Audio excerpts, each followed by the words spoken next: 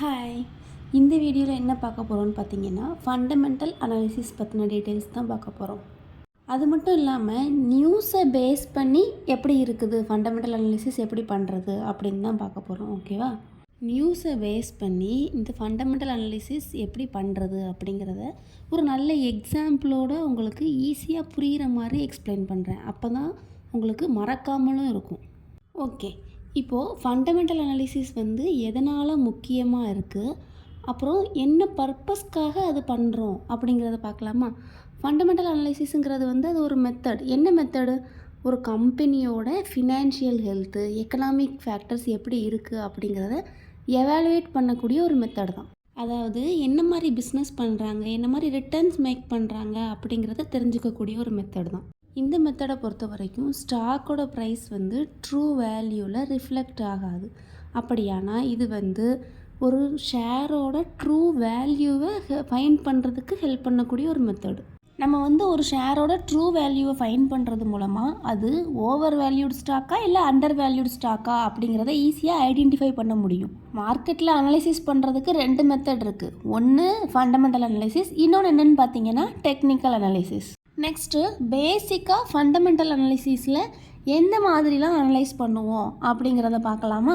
அதில் ஃபர்ஸ்ட் ஸ்டெப்பாக என்ன இருக்குதுன்னு பார்த்தீங்கன்னா, ஒரு கம்பெனியோட குவார்ட்டர்லி ரிப்போர்ட் இல்லைன்னா ஆனுவல் ரிப்போர்ட்டை அனலைஸ் பண்ணுறது. அதுக்கு ஃபர்ஸ்ட்டு ஷேர் ஹோல்டர்ஸுக்கு சிஇஓ லெட்டர் என்ன இருக்குது அப்படிங்கிறதுலேருந்து ஸ்டார்ட் பண்ணலாம்.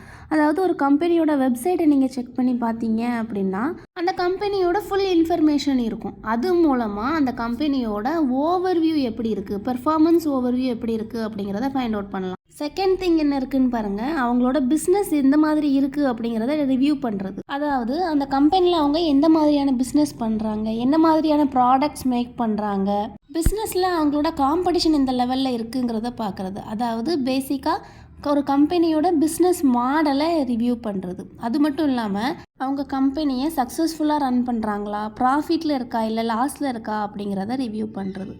நெக்ஸ்ட்டு தேர்ட் ஒன் என்ன இருக்குதுன்னு பார்த்தீங்கன்னா, ஃபினான்ஷியல் ஸ்டேட்மெண்ட்டை எக்ஸாமின் பண்ணுறது. அதாவது ஒரு கம்பெனியோட ஆனுவல் ரிப்போர்ட் எந்த மாதிரி இருக்குது, அந்த கம்பெனியோட பேலன்ஸ் ஷீட் எந்த மாதிரி இருக்குது, ஸ்டேட்மெண்ட் அதாவது கேஷ் ஃப்ளோ எப்படி இருக்குது, அவங்களோட எக்ஸ்பென்ஸ் எந்த மாதிரி இருக்குது அப்படிங்கிற எல்லா டீட்டெயில்ஸுமே இந்த ஃபினான்ஷியல் ஸ்டேட்மெண்ட்டுக்கு கீழே வந்துடும். தென் அடிஷ்னல் டிஸ்க்ளோஷரில் பார்த்தீங்க அப்படின்னா அவங்களோட லீகல் ப்ரொசீடிங்ஸ் எந்த மாதிரி இருக்குது, ரெகுலேட்டரி இஷ்யூஸ், பெர்ஃபார்மன்ஸ், அவங்களோட ரெப்புடேஷன் எந்த அளவில் இருக்குது அப்படிங்கிற டீட்டெயில்ஸ் எல்லாமே ஃபண்டமெண்டல் அனாலிசிஸில் நம்ம செக் பண்ண வேண்டியிருக்கும். இது எல்லாமே பேசிக் திங்ஸ் தான். இன்னும் வரக்கூடிய வீடியோஸில் இந்த கான்செப்டெல்லாம் அண்டர்ஸ்டாண்ட் பண்ணுறதுக்கு என்னென்னலாம் செக் பண்ணணும் அப்படிங்கிறத தெளிவாக பார்க்கலாம். நெக்ஸ்ட் என்ன இருக்குதுன்னு பாருங்கள், ஃபினான்ஷியல் ஸ்டேட்மெண்ட் ஆனுவல் ரிப்போர்ட்டோடு சேர்ந்தது தான்.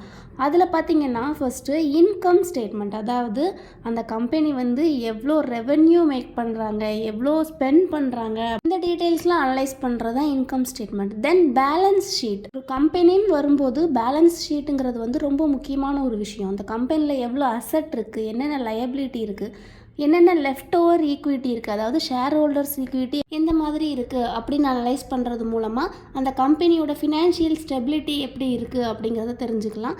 எல்லா பீப்புளுமே ஒவ்வொருத்தருமே இந்த பேலன்ஸ் ஷீட்டுங்கிறத கண்டிப்பாக செக் பண்ணுவாங்க. ஒரு ஸ்டாக்கோட ஆனுவல் ரிப்போர்ட் செக் பண்ணும்போது பேலன்ஸ் ஷீட் அந்த இடத்துல ரொம்ப முக்கியமான ஒரு பங்கு வகிக்குது. தென் ஸ்டேட்மெண்ட் ஆஃப் கேஷ் ஃப்ளோஸ், ஒரு பர்டிகுலர் பீரியடில் எவ்வளோ உள்ளே வந்திருக்கு, எவ்வளோ வெளியில் போயிருக்கு அப்படிங்கிறத அனலைஸ் பண்ணுறது. இது எல்லாம் தான் ஃபினான்ஸ்னு வரும்போது, அதாவது ஃபினான்ஷியல் ஸ்டேட்மெண்ட் செக் பண்ணும்போது ரொம்ப முக்கியமான விஷயங்கள். இதை ஒரு எக்ஸாம்பிளோட பார்க்கலாம். அவங்க எல்லாருக்குமே அமேசான் தெரியும். அதோட ஓனர் பார்த்தீங்கன்னா Jeff Bezos and Mackenzie Scott. அவங்க என்ன பண்ணுறாங்க, டிவோர்ஸ் அனௌன்ஸ் பண்ணுறாங்க. நான் முன்னாடியே சொல்லியிருந்தேன், லீகல் ப்ரொசீடிங்ஸ், ரெகுலேட்டரி இஷ்யூஸ் இதெல்லாம் எப்படி ஒரு ஸ்டாக்கோட ஃப்ளோவை அஃபெக்ட் பண்ணும் அப்படின்னு சொல்லிட்டு இவங்க 2 பேருமே January 9, 2019 டிவோர்ஸ் அனௌன்ஸ் பண்ணுறாங்க ட்விட்டரில். பேசிக்காக டிவோர்ஸோட ப்ரொசீஜர் எல்லாருக்குமே தெரிஞ்சிருக்கும்.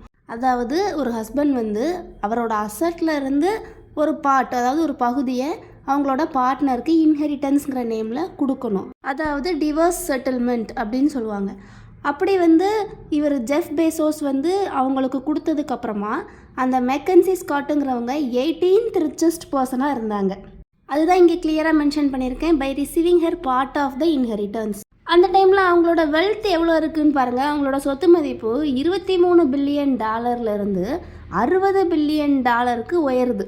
இந்த நியூஸ் வந்து நம்ம பிபிசியிலேருந்து எடுத்தது தான். பிபிசியில் வெளியிட்ட ஒரு நியூஸ் தான். அதனால தான் இங்கே வந்து அக்கார்டிங் டு பிபிசின்னு நான் மென்ஷன் பண்ணியிருக்கேன்.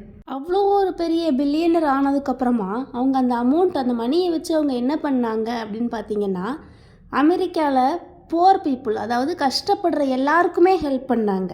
அவங்க தான் இவங்க தான் அப்படின்னு பார்க்காம கஷ்டப்படுற எல்லா மக்களுக்குமே ஹெல்ப் பண்ணாங்க. அது மட்டும் இல்லாமல் அவங்க வந்து ஓனாக ஒரு பிளாக் ரைட் பண்ணுறாங்க. அந்த பிளாகில் என்னென்னு போஸ்ட் பண்ணுறாங்கன்னு பார்த்தீங்கன்னா, அதாவது இந்த பேண்டமிக்கில் ஸ்ட்ரகிள் பண்ணக்கூடிய அமெரிக்கன்ஸ் யாராக இருந்தாலும் நான் சப்போர்ட் பண்ணுறேன் அப்படின்னு சொல்லிட்டு போஸ்ட் பண்ணுறாங்க. ஏன்னா 2019 அவங்களுக்கு டிவோர்ஸ் ஆகுது. 2019 எண்டிங்கில் பேண்டமிக் வந்து ஸ்டார்ட் ஆகுது. நம்ம இதை சார்ட்டில் பார்த்தோன்னா பாருங்கள், அவங்களுக்கு 95 அவங்களுக்கு மேரேஜ் ஆகுது. 2015 ஐபிஓ லான்ச் ஆகுது. ஆல்மோஸ்ட் 20 இயர்ஸ் வந்து நல்ல ஒரு மேரேஜ் லைஃப் தான். 2019 அந்த ஸ்டாக் வந்து ஆல் டைம் ஹைக்கு போகுது பாருங்கள். தென் அவங்களுக்கு டிவோர்ஸ் ஆகுது. டிவோர்ஸ் ஆனதுக்கப்புறமா பாருங்கள், அந்த நியூஸ் வந்ததுக்கப்புறமா ஸ்டாக் வந்து ஃபால் ஆகுது. ஏன்னா அவங்க வந்து அவங்களோட ஸ்டேக்கை சோல்ட் பண்ணிட்டாங்க. இது எப்படி நடக்குது அப்படிங்கிறது, அதாவது நான் என்ன சொல்ல வரேன் அப்படிங்கிறது உங்களுக்கு புரிஞ்சிருக்கும்னு நினைக்கிறேன். ஹெவியாக ஃபால் டவுன் ஆகிருக்கு. அதாவது $90 $60 வரைக்குமே ஃபால் டவுன் ஆகிருக்கு. ஆல்மோஸ்ட் 20% ஃபால் டவுன் ஆகிருக்கு. டிவோர்ஸ்க்கு அப்புறமா கோவிட் டைம்லலாம் அவங்க நிறைய அமெரிக்கன்ஸ்க்கு சப்போர்ட் பண்ணுறாங்க, நிறைய ஹெல்ப் பண்ணுறாங்க. அப்போது அந்த ஸ்டாக் வந்து கொஞ்சம் கொஞ்சமாக அகெயின் மேலே போகுது. இந்தியன் மார்க்கெட்லேயுமே நம்ம இந்த மாதிரி நிறைய எக்ஸாம்பிள்ஸ் காமிக்கலாம். ஆனால் அமேசான்ங்கிறது வந்து எல்லாருக்கும் தெரியும் அப்படிங்கிறதுனால நான் இதை ஒரு எக்ஸாம்பிளாக எடுத்து சொல்லியிருக்கேன். அதுக்கப்புறமா அவங்களுக்கு 2020, 2021லலாம் என்ன நடந்துச்சு அப்படிங்கிறது எல்லாத்துக்குமே தெரியும். அந்த ஹெவி பேண்டமிக் சுச்சுவேஷனில் அப்புறம் அகெயின் ஃபால் ஆகுது. தென் அதுக்கப்புறமா நீங்கள் சார்ட்டில் பார்த்தீங்கன்னா ஒரு 3rd நியூ ஹை வந்து உங்களுக்கு இருக்குது. பர்டிகுலராக அந்த இடத்த நான் எதனால் மென்ஷன் பண்ணி காமிச்சிருக்கேன்னு பார்த்தீங்கன்னா, அந்த டைமில் தான் ஜெஃப் பேசோஸ் வந்து அவரோட 2nd மேரேஜை அனௌன்ஸ் பண்ணுறாரு. அதுக்கப்புறமாவும் இன்னும் வந்து உங்களுக்கு இந்த ஸ்டாக் வந்து இன்னும் அகெயின் நியூ ஹை வந்து மேக் பண்ணுது. அது லான்ச் ஆனதுலேருந்து இது வரைக்கும் இல்லாத அளவுக்கு ஒரு ஹை ப்ரைஸ் வந்து அது மேக் பண்ணியிருக்கு. இது எல்லாமே சொல்லப்போனால் சார்ட்டில் நடக்கக்கூடிய ஒரு விஷயந்தான் நம்ம பார்த்துருக்கோம். அதாவது ஒவ்வொரு நியூஸ் வரும்போது அது சார்ட்டில் எந்த மாதிரி அஃபெக்ட் ஆகுது, அந்த ஸ்டாக்கு எந்த மாதிரி அஃபெக்ட் ஆகுது அப்படிங்கிறத நம்ம சார்ட்டில் பார்த்துருக்கோம். அமேசானோட பேலன்ஸ் ஷீட்டோ இல்லை ஃபினான்ஷியல் ஸ்டேட்மெண்ட்டோ எதுவுமே நான் வந்து உங்களுக்கு காமிக்கலை. அது எல்லாமே இந்தியன் மார்க்கெட் கம்பேர் பண்ணி நம்ம காமிக்கும்போது இன்னும் யூஸ்ஃபுல்லாகவே இருக்கும். நெக்ஸ்ட் வரக்கூடிய வீடியோஸில் பார்க்கலாம். இந்த வீடியோவில் உங்களுக்கு ஏதாவது கமெண்ட் இருந்துச்சுன்னா தாராளமாக போஸ்ட் பண்ணுங்கள். அது கண்டிப்பாக அதுக்கான ரிப்ளை கொடுக்குறோம். Thank you. Have a nice day.